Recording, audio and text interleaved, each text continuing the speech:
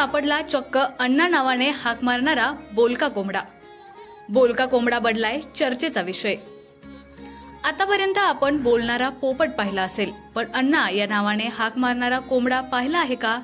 तो पाहायचा असेल तर चला मंडळी, दुष्काळी मान तालुक्यातील वळई गावातील तानाजी काळेल या शेतकऱ्याच्या घरी। अण्णा या नावाने हाक मारणारा चक्क असा एक कोंबडा आहे, यावर तुमचा नक्कीच विश्वास बसणार नाही। पण तानाजी काळेल यांच्या खुराड्यातील हा कोंबडा अण्णा या नावाने हाक मारतो आहे। त्यामुळे अण्णा या नावाने हाक मारणारा कोंबडा सध्या सातारा जिल्ह्यातील चर्चेचा विषय बनलाय।